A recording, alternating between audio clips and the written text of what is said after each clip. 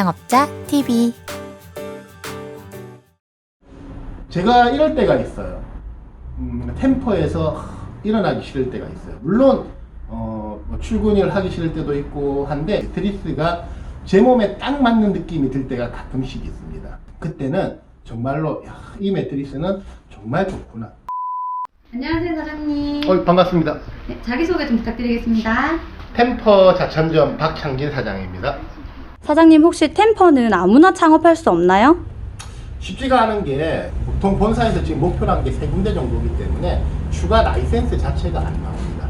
일정 규모, 일정 지역 굉장히 조건이 까다롭기 때문에 템퍼 라이센스를 받기는 그렇게 쉽지는 않은 걸로 알고 있습니다. 사장님은 어떻게 받으신 거예요?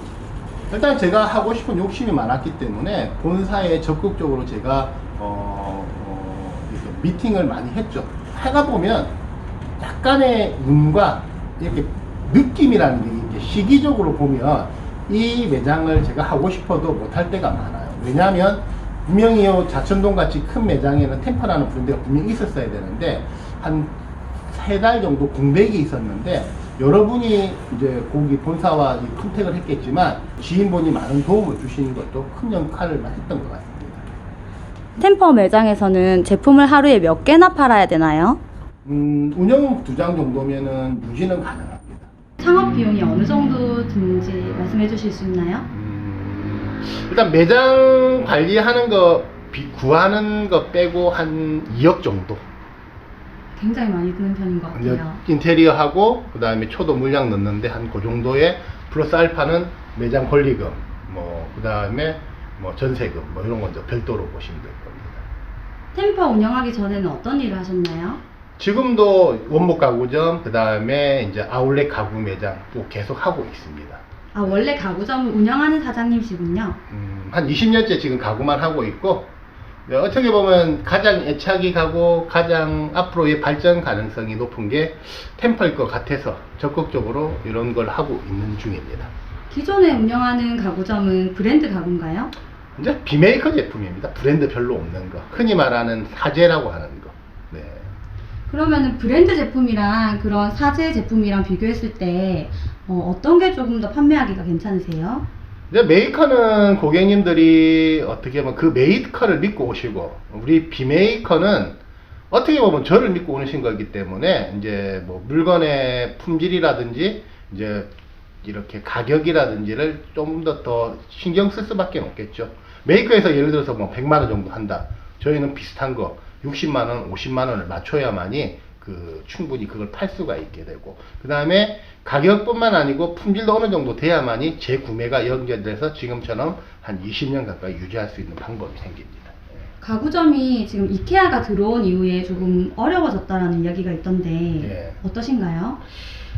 근데 이케아는 우리 일반적인 가구 패턴하고는 흐름이 이렇게 좀 틀리기 때문에 지금은 사실 우리가 가장 힘든 게 이케아라기보다는 이제 너무나 많은 인터넷 이런 업체들이 박리담회를 하다 보니까 사실은 가격이 무너졌어요.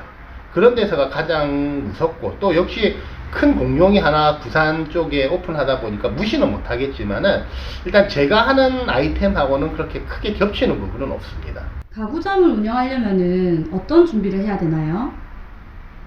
좀 굉장히 어려운 질문인데, 이게 처음 하시는 분들이 접하기는 쉽진 않은 것 같아요.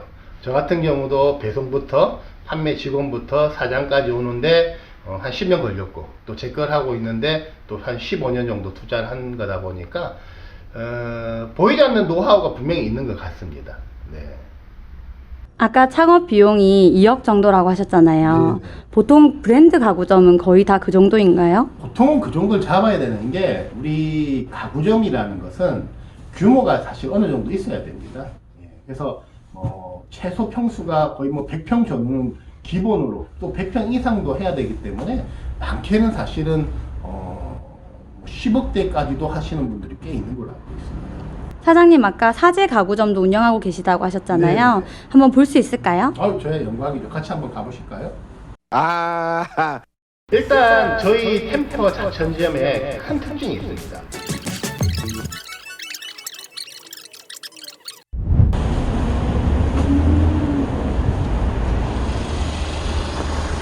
어서 오세요. 여기가 이제 흔히 말하는 가게 브랜드. 구경 좀 해봐도 될까요? 네, 어서 와서 안에 한번 보시죠.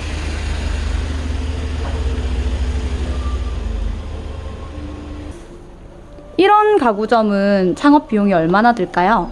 자꾸 돈 이야기 하시네. 여기는 아무래도, 메이커보다는 조금 덜한데, 여기에는 또 단점이 있어요. 이 매장 같은 경우에는 매장이 굉장히 큽니다. 그래서 여기에 있는 제품들을 초도 물량, 그러면서 인기가 있는 제품은 또 창고에 어느 정도 제품을 비축을 해 놓다 보니까, 여기도 메이커 대비 비슷한 조건이 들어간다고 보셔야 됩니다. 이 가구점이 가구거리에 있잖아요. 네네. 가구거리는 월세가 얼마 정도 나가요? 100평 기준으로 조금 큰 쪽은 500 전후, 우리 뒤쪽은 한 300 전후 보시면 돼요. 생각보다 비싼데요? 저는 늘 하다 보니까 이게 비싼지 싼지 잘 모르고 있습니다. 근데 요즘 같은 경기에는 뭐 만만치 않죠. 여기 가구점이 너무 많아서 경쟁이 굉장히 치열할 것 같아요. 경쟁도 치열한 만큼 그만한 고객이 오시고 계세요. 어떠한 업종, 가구, 뭐 음식점, 뭐 옷집, 저는 별도의 독립된 매장보다는 이렇게 같이 이왕이면 많은, 요즘은 규모의 경제라고 합니다. 가구점도 제일 큰 가구거리, 제일 큰 매장, 똑같은 것 같아요. 우리가 음식점도 요즘은 작은 맛집을 제외하고는 크고 깨끗한 곳을 좋아하듯이 클수록, 많이 모여 있을수록 영업을 하기에는 그만큼 고객분들이 모이기 때문에 저는 이렇게 독립 매장들보다는 여럿이 이렇게 집중된 전문 매장을 추천해 드리는 스타일입니다. 이런 가구점을 창업하기를 희망하는 분들은 어떤 것부터 준비하셔야 될까요? 참, 여기 가구점은 이제 어떻게 보면 처음 하시는 분은 저는 메이커 가구를 추천을 해드려요. 왜냐하면 본인이 이런 개인 샵을 하기에는 사실은 처음부터 하기는 사실 거의 불가능합니다. 뭐 메이커는 똑같습니다. 프랜차이즈죠. 이제 본사에서 주는 뭐 돈만 주면 됩니다. 라이센스만 받으면 뭐 매장에 물건 다 갖다 주고 뭐 전화만 하면은 물건 갖다 주고 판매만 하면 되다 보니까 처음 접하시는 분들은 메이커 가구 쪽을 저는 추천을 해드리고, 그렇지 않은 분들은 이렇게 이제 개인 비브랜드 제품들은 조금의 노하우가 있어야 되기 때문에 거기서 경험을 먼저 하신 뒤에 그 뒤에 이런 것도 알아보시는 게 낫지 싶습니다. 일을 몇 년 정도 배워야 창업할 수 있을까요? 뭐 정답은 없겠지만 평균 저는 최소 한 10년 정도는 직원 생활과 직접 한번 해본 뒤에 하시는 게 좋지 않을까 하는 생각입니다. 10년이나요? 저는 그렇게 생각하는데 요즘 같은 추세에는 뭐 5년도 나쁘진 않을 것 같은데 짧을 만큼 수없이 많이 저랑 같이 창업하시고 저보다 빨리 하신 분 중에 벌써 이 업을 접으신 분이 사실 굉장히 많습니다. 저 같은 경우 자랑하는 게 아니고 저랑 비슷한 시기에 이렇게 지금까지 자기 업을 하는 사람이 100에 지금 한 3분 정도, 폐업률이 한 70에서 80%라고 저는 생각해요. 가구는 판매하면은 배송을 해줘야 되잖아요. 그렇죠. 사장님께서 직접 배송도 하시나요? 지금은 하진 않는데 제가 배송도 한 2년간 배송만 점점 전담을 또 했던 적이 있습니다. 사장님처럼 키가 굉장히 크고 덩치가 좋은 분들에게는 유리할 것 같아요. 굉장히 유리하죠. 굉장히. 이 배송의 경험이 혼자서 매장의 디스플레이도 바꿀 수 있고 매장의 위치도 바꿀 때 제가 아까 경험을 살리라고 한 이유가 매장에 이렇게 보시면 아무것도 아닌 것 같지만 사실은 하루에도 수없이 생각도 하고 수시로 매장의 디스플레이도 바꿔줍니다. 네. 어떻게 하면 손님한테 예쁘게 보일까? 어떻게 하면 잘 팔릴까? 그게 생각만 해서 되진 않습니다. 옮길 줄 아는 방법도 있어야 되고, 그리고 어떻게 머릿속의 상상과 위치가 어느 정도 맞으려면 그런 것도 노하우가 있어야 되는 거고, 그렇지 않으면 몇십 번 넣었다 뺐다 하면서 모양은 모양대로 안 나오고, 약간 이런 디스플레이가 쉬워 보이지만은 또 어려운 부분이 있습니다. 사장님 자꾸 너무 뒤로 멀리 가시는 것 같아요. 네. 여기 일명 가격 인하, 뭐 가구 진짜 싼 집, 네. 뭐 이런 멘트들이 많이 보이는데요. 네.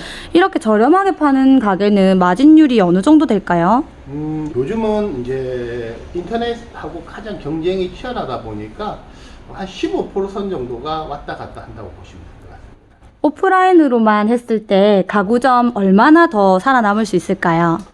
저는 지금 분위기로는 일단 5년 내외에서 제가 큰 변화가 없으면 저도 아마 도태가 되지 않을까 하는 걱정을 많이 하고 있습니다.